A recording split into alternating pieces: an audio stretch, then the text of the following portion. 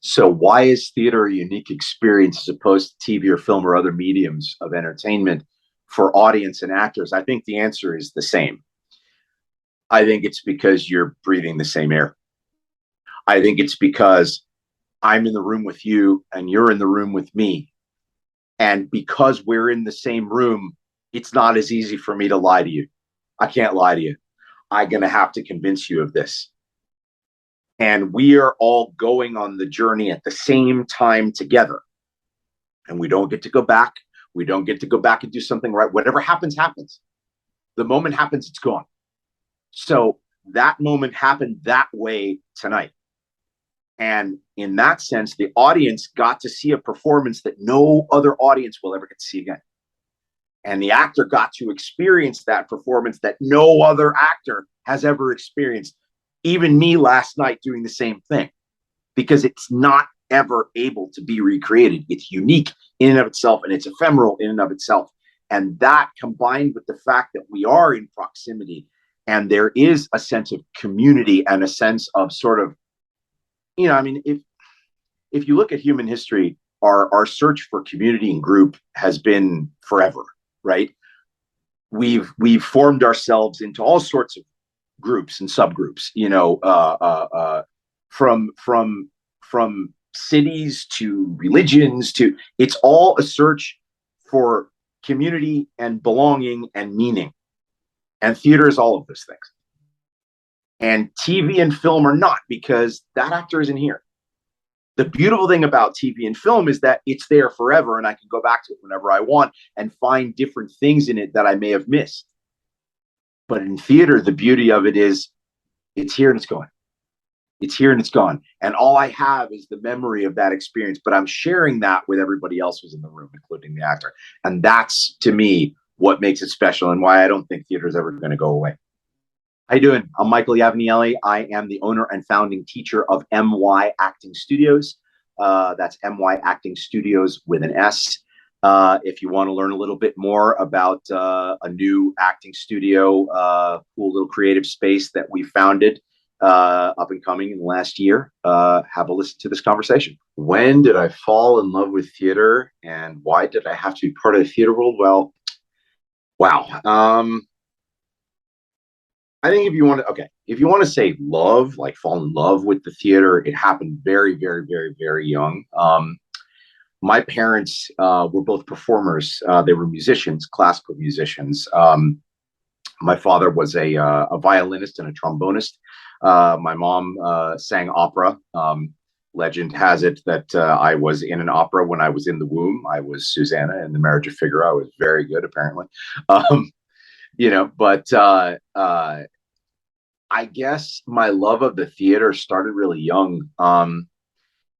I auditioned for a production of Peter Pan at a small theater in Miami, where I grew up. I grew up in Miami, and I got the part of Peter Pan, and it was like this whole idea of like, oh my God, I can fly. It's going to be great. Because at the time, giving my age away slightly, not that I don't look like I'm this age, but there was the whole thing of like Sandy Duncan, Peter Pan, with like the flying on wires and all that stuff. And I thought that was great. I was like, well, I want to fly. That'd be great. So if I'm Peter Pan, maybe I'll get to fly too. And the show never went up, but it was kind of getting bitten by the bug at that point. I just got to go to rehearsal and see things and how it happened. And, I guess I was kind of hooked at that point. I can't have been any more than 8 years old at that point, probably. But I know that by the time I was about 12, when I was in 7th grade, I was already in magnet programs for acting. And I kind of had decided that's what I wanted to do. You move to LA and you do a lot of TV, you do a lot of film, you do all this, that. And I like doing that, and acting is acting, and it's great, and directing is directing, it's great. But there's something about theater that just can't be duplicated. The fact that you're in the same room with people, that they're breathing the same air as you, and that you've got to convince them that something imaginary is going on, and it's they're with you, and you're telling them a story, and they're right there with you, and they're believing it. That's magical to me, and that to me is fascinating. And that's something you really can't ever get enough of. I don't think I'll ever grow out of that. When did I fall in love with acting, and when did it go from interest to obsession? I would say that the real kind of I started to get really to love it and be in love with it when I was in about seventh grade, seventh, eighth grade, something like that. Was in a production of Oliver, the musical Oliver, at my junior high school in Miami, Florida, and my teachers, Rick Adams and Michael Deutsch, both extremely influential people in my life. Rick Adams was in the show with us, in Oliver with us, and it was just a special sort of a thing for all of us that were, we 12, 13 years old. I got to play Bill Sykes, like the great Oliver Reed. And I watched Oliver Reed, do that, the movie from the 60s. And I just wanted to be that, he was so magnetic and so interesting and just, somebody who really just commanded your attention.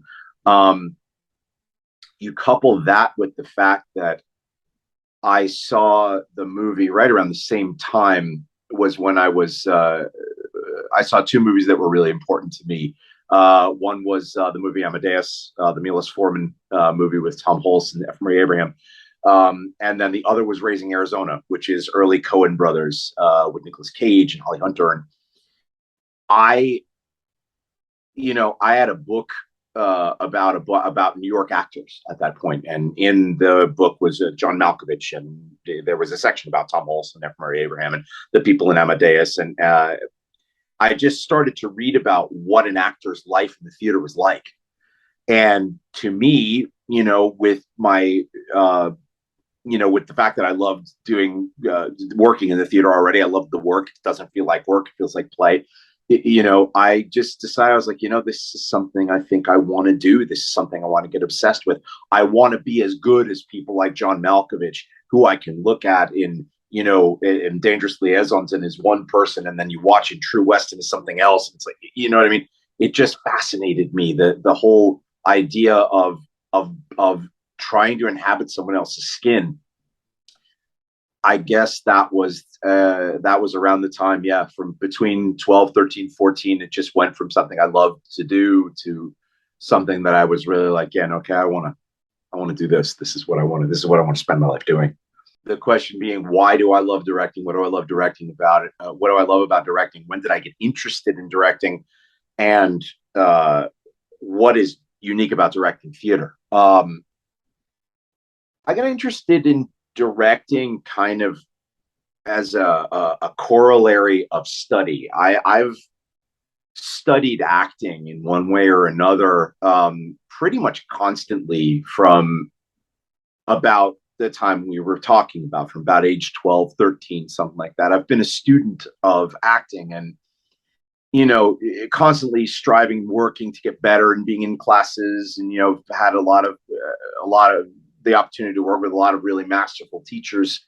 The people that I mentioned who were in middle school, on to, some people that I knew in high school. I went to a magnet high school with, some very, very influential teachers. Then I went on to Florida State University, got to study with people like George Judy, Michael Ritchie, Gene Lixon, John Dagan, may rest in peace, taught me a love of the theater and sort of a curiosity, intellectual curiosity about the history of theater and the why and the process and everything. Then when I came here to LA, I got hooked up with Milton Casellas at Beverly Hills Playhouse, and I studied there as a student for a lot of years. I was there for almost a quarter century. From 1996 when I moved here all the way up to the shutdown for COVID. I was there, and the last few years I finally began teaching there.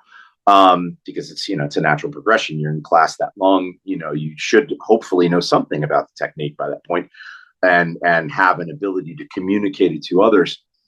And I guess that directing sort of comes out of it's a corollary to teaching in a way, because when you're teaching acting, the first thing you got to do if you're taking notes on a scene study is, like, you think to yourself, okay, well, it's not only about process, it's about result. Now, from teaching standpoint, you're talking about process. Okay, well, how do I make these choices, and what are choices? How do I make them? How do I use this to string these choices together and tell a story? With directing, it's sort of just kicking that over and taking, okay, well, now this is going to be the process that we use. Well, what's the result that we want to engender? What are the specific series of buttons that we want to push in the audience to develop this sort of, response, really? And what you find in your study of acting is that most of us are, well, all of us really, I mean, we're one species, human beings, we're 99% the same. So the switches that we flip to move ourselves as actors, the switches that we flip and the buttons that we push, the pathways we go down, most of the time are universal. There's a variation here and a variation there, and something that everyone has their own experience and sort of colors what they think and how they feel and what they do and the way that they perceive things. But in order to create a specific emotional response in ourselves, we have to press a series of buttons. I figured out, well, that's kind of similar for most people. So then once you think about, well, what is directing but storytelling to send a message, or to make the Greeks called it catharsis, really, in drama. In Greek drama, it's about the emotional catharsis that leaves a person changed, right? Well, that's what directing is. And it's just sort of a small step from teaching over to directing. It's like, not only how would I, what is the process of making these choices, but okay, now what series of choices are we going to make a specific statement? And I realized two things really at the same time, sort of from teaching. Number one, that I was able to communicate process better than I thought that I could. Because that's your fear always as a teacher. You're sitting there, someone's looking at you for an answer, and you're like, oh, I don't know. Well, I don't have the answer. I don't know. I'm going to tell you something, but it might not be the right answer. The beautiful thing about directing is, yeah, I'm going to tell you something, but it might not be the right answer, but it's an answer, and there is no right answer. So it's like, okay, well, let's make a path here that we're going to walk down that's like exploring something that's, it's an exploration. And what I found about it is I found it freeing, in the sense that as an actor, I would always worry about, I was always watching myself like this, like here, you're always here, like, and I'm sitting here and I'm, well, you screwed that up. Well, that wasn't good. Well, this, well, that, have this voice, right? As a director, for whatever reason, I don't have that. As a director, it's like, well, let's try this. Oh, no, that's wrong. Let's go back. Let's do something else. No, I don't like that. Let's do something else. Let's refine this and refine this. There's no neuroses for me, which I find refreshing. It's just a really, really pure creative outlet for me. And that, for me, allows me to explore more things about people and what makes us tick. And I find that fascinating. I like problems. I like puzzles. I like those kinds of things. I like strategies and that sort of stuff. So any puzzle or any box that I can continue to unpack and never get to the bottom of, I'm very interested in. And that's human beings. So what is my process in bringing a story alive for a production? Well, I was taught by a teacher, Milton Katselis, who quoted someone else, which is a combination of Tennessee Williams and Elia Kazan. The writer is a genius until proven otherwise. right? So we have to start with the writer because the writer created the universe, right? So, if you're doing Game of Thrones, what's the place you start? Well, I'll start with George R. R. Martin because George R. R. Martin is the person who created the universe. If I'm going to do a production of Wuthering Heights, I'm going to start with the Bronte, right? Because that's where we go. So like the first thing to do, the first process is you've got to read the script. You got to read the piece with what I like to think of as a quiet mind. And that's difficult to do for someone who's an actor or a director, because what you immediately want to do is you immediately want to start making choices. Like you start, I can do this. This is my part, and this reminds me of this, and I'm going to do this. Don't do any of that. Sit there and read it like you would read a novel for the first time, like a civilian would read something, because what you want to do is you want to let it wash over you.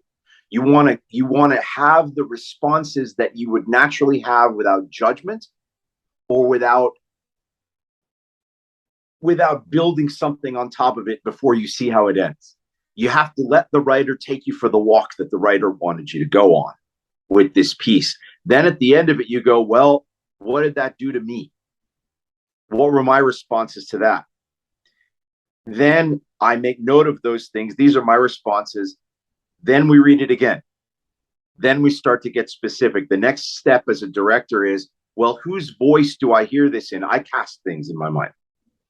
I read something a second time and it starts to be theatrical in my head. I start to hear voices and I go, well, whose voice is that? And whoever's voice that is the actor that I want. So once we do that, we start casting it. We cast actors that we trust, obviously. Then I think in terms of bringing a story to life and choices, I think it's better as a director to let the actors show you what is it that they want to do? Where is it that they want to go? Because what ends up happening, I think, as a director, if you try to put a performance on an actor, is you'll end up with square pegs and round holes. I don't think that that's the way to go about it. I think that a director needs to be a listener first. I think you need to be a listener first, because the actor is going to show you. The actor is the one who's doing the role. So if you cast the actor in the role, that means that you trust that actor to understand that role better than you do pretty early on in the process, right? And if this is the actor that I have, and I decided that this is what this character looks like, this is who this character is, well, I need to take that character off of who the actor is. As a teacher, I tell my students, the character is not you, because that would be something that we would get institutionalized for if we actually were somebody else. That's not possible, right? You're always going to be you. So it doesn't have to be you, but the character is made of you. All different aspects of you. Everything in you is possible to put in the character. There's no, the character wouldn't do that until we choose not to. So I think as a director, you're a fool if you don't take it off the actor. I think you're nuts, because if you're putting some performance on this actor that this actor doesn't necessarily have personalized and come from them, why'd you cast that actor? Why didn't you get somebody else? So that's where you start, in my opinion. You got to start with the actor you cast. MY Acting Studios, short for Michael Yavnieli Acting Studios, was created basically, in 2020, September of 2020. Don't know if you guys have heard about this, but there was a global pandemic going on at the time. Weird, I know. Yeah, right. Wow. We couldn't go back into a theater. The law said we couldn't do it. But there was, I thought, a need or a want for an outlet, a creative outlet for actors that I knew, and for me, honestly, I was like, I need to get back into this. We need to start talking about acting. We need to create, we need to do art. We need to do these things again. So what did we do? I got a Zoom account. I set up a Zoom meeting and said, hey, we're going to have a class. And I would sit on my balcony in downtown LA from 6 p.m. to 9:30 with my little AirPods in, and we would do scene study. That's what we were doing. And people liked it. They kept coming back. So we ended up doing scene study class virtually for several months. We did 4 or 5 sessions with 20 to 25 actors, just a dedicated group of people. It's like, okay, well, let's get together and let's do some scenes. Let's do some scene work. What do we do? Well, we can't get up on our feet and do, the traditional, like, I can't do the balcony scene with a set, right? But what I can do is I can take the balcony scene with Romeo and Juliet, and what we started doing was like, let's break down and deconstruct how we make choices, so that when we get into rooms again, we have a process and a technique. So we really refined the beginning stages of that acting technique that I had aggregated from too many years of study of many different techniques, mostly from Milton Casellas. And then in September 2021, we had the opportunity to go back live and be at the Lounge on Melrose. We have classes once a week, Thursdays 6 to 9:30, but they're a hybrid. So we still have the streaming element. So we do have some students that stream in from other places. We have a student in Illinois. We have a student in Denver right now. We've had students in New York in the past. I've had someone streaming from London and from Monaco at one point. So it's about like just the line on the website that I came up with is, it's classic scene study for the modern actor. So deconstructing all the elements that I found over the course of my study of Strasberg and Adler and Aude Hagen and Sandy Meisner, and been studying acting one way or another since I was 12 years old. Take that, and how do we apply it to the modern world while doing a hybrid with working members that are all over the world as well. And that's how NY Acting Studios came to be, and that's kind of why I started it. What type of classes we offer at the studio? Our bread and butter is scene study, but it's not just a scene study focused class. What I'm going to do is, we're going right now, I'm on a kick of going back to fundamentals and talking about process. So we mix in some exercises, some versions of exercises that have been developed by master teachers over the last 150 years of acting technique, from Stanislavski all the way through, to now, which basically it's sprinkled in scene study with these exercises. We do audition classes about once every 6 to 8 weeks. We'll have an audition class focused on, bringing cold readings or self-tapes or both, a hybrid of both, because more and more auditions have stayed online. So people kind of have to know how to do both. We have offered a commercial workshop in the past. We've done a couple of those, going to do another one of those. I've got working on doing voiceover technique class.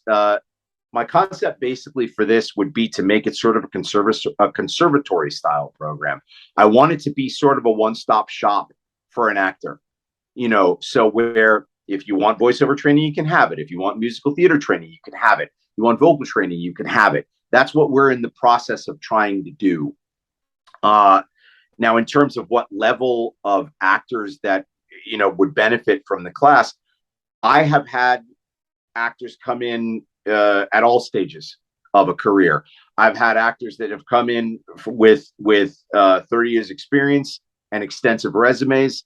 I have had actors that have come in at over age 50 that wanted a new career, that have had a successful career in business, and now I want to try my hand at acting. So basically, what I feel like I can do for you as a teacher is, the technique is the technique.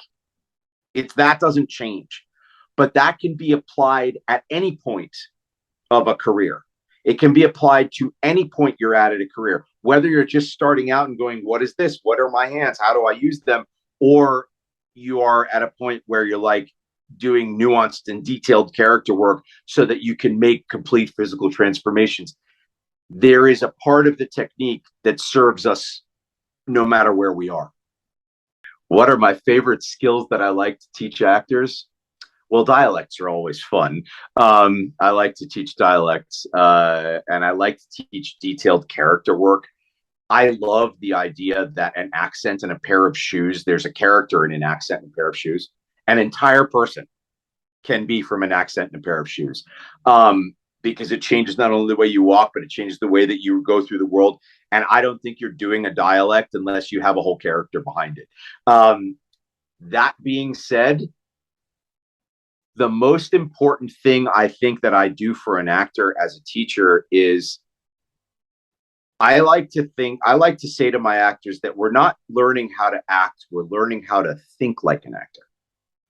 You're learning how to analyze things like an actor. You're learning how to watch and absorb things like an actor. You're learning how to strategically make choices that are not, it's not necessarily what is the hottest choice. It's what is the best choice for this moment right now for me. It's a whole, it's a multifaceted thought process that needs careful consideration. I always tell people acting is very simple. It's also very hard to do. And what I constantly try to help actors with is the thought process that leads to the streamlining and the simplicity of, I make this choice in this moment. I do all this. Basically, it's like you do all this work, right? You do your preparation, you do your character, what is my physical state? What's the event? What's the story? What I'm trying to tell? How much do I care about it? What's my physical state? Am I drunk? Am I tired? Am I hot? Am I this? What's my moment before and my backstory and my relationship with this, that, my point of view, blah, blah, blah, blah. You do all that work, right? All that work happens before the scene. Now, how do you put that in your back pocket, show up, forget all about it, and just be in the moment and respond and talk to you and take a ride? How do you do that? That's what I'm interested in. If there are actors who want to know how to direct, are my classes helpful? Short answer, yes. Longer answer is yes, because directing, especially directing in theater, is simply knowing how to listen to and talk to actors. That's all it is. Your job as a director in theater, above all else, in my opinion, is to tell a story, right? Now, how do we tell stories? Well, writers tell stories with written words on a page. Directors tell stories through performances, crafted performances from actors that we choose, right? So if I'm going to be a director in the theater or in film or in television, I better damn well know how to talk to an actor. I better have walked not a mile, but 10 miles in an actor's shoes.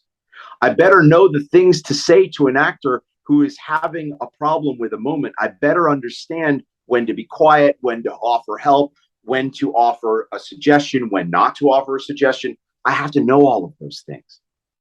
And the best way to understand that is to understand the process that an actor goes through.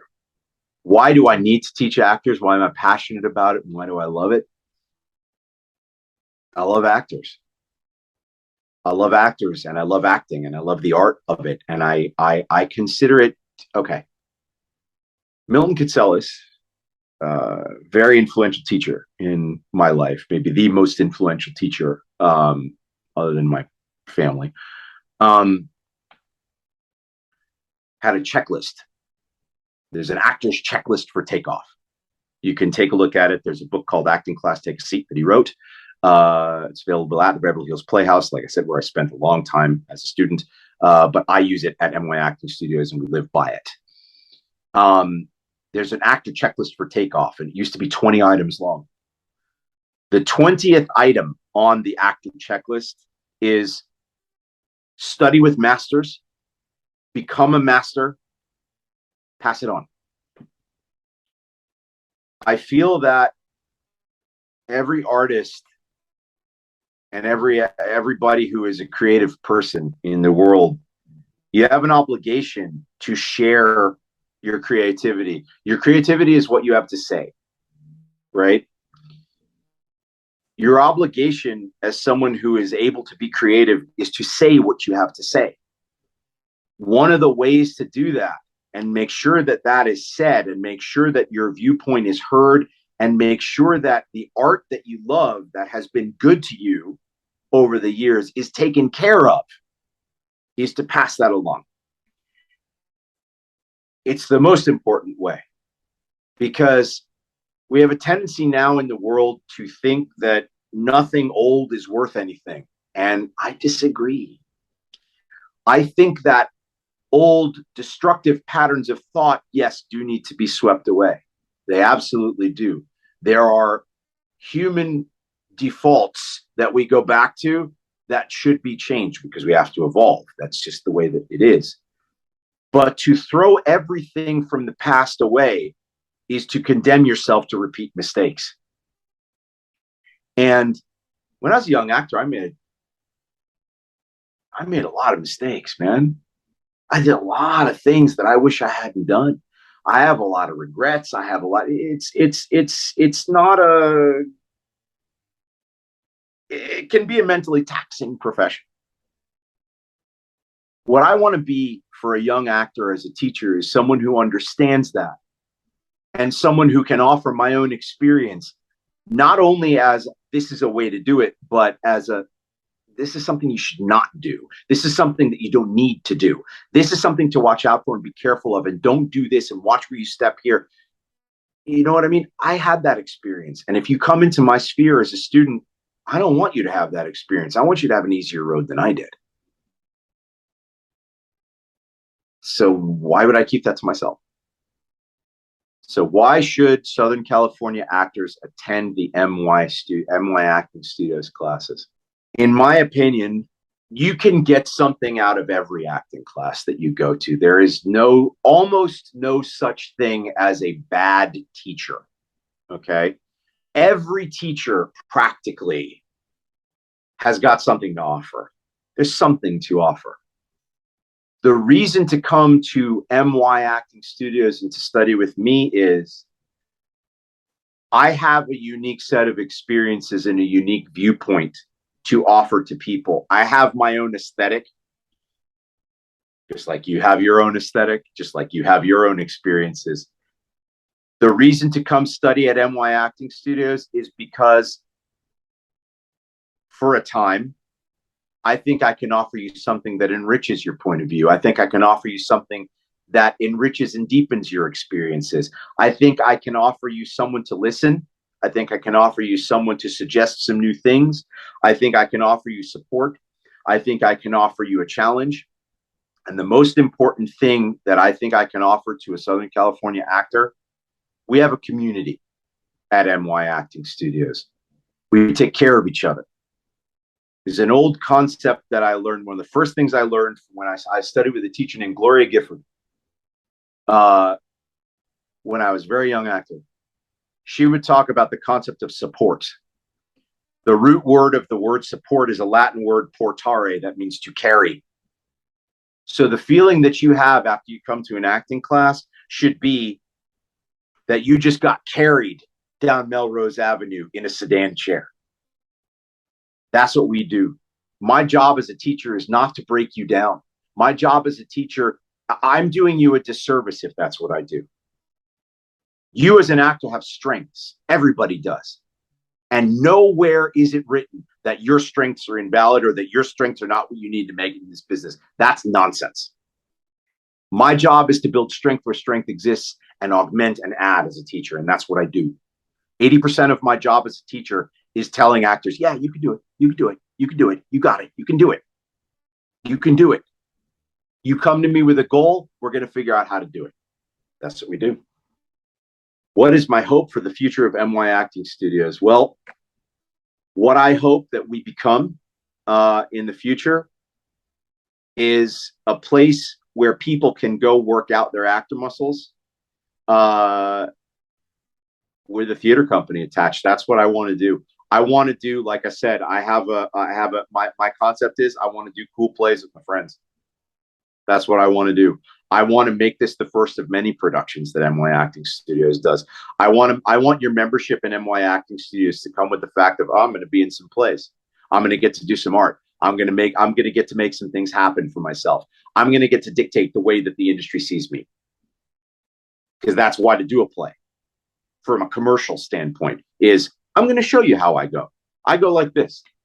From a commercial standpoint. From an artistic standpoint, you do a play for play's sake, obviously. You do a play for the sake, for the love of it. And you study acting for the love of it. So I want to make it, like I said, a one-stop shop, a conservatory. modern day actor studio, if you will. That's what I hope. Thank you to Tanya Gonzalez, my wife, for meeting you and doing this first. And thank you for having me on. I really appreciate it. We're at www.myactingstudios.com. That's myactingstudios with an S.com. We have scene study classes ongoing with commercial workshops and other things upcoming. Come check us out. It's free to audit. You can do online too. If you're not in Southern California, we can do that too. You're around. Not only are you zooming in and observing, you work as well. So would love to see you. And I thank you very much for your time. Thanks for having me on. I appreciate it. I'm Michael Yavnieli. I'm the founding teacher of MY Acting Studios. We are a scene study class, classical scene study, deconstructed for the modern world. We do a hybrid class on Thursday nights. By hybrid, I mean some in person, some on Zoom. So we are open to actors of all skill levels, anywhere in the world. We meet 6:30 to 9 on Thursday nights, Pacific time. www.myactingstudios with an S. That's again, www.myactingstudios.com. Thursday nights, 6 to 9:30. We'll see you then. Check us out.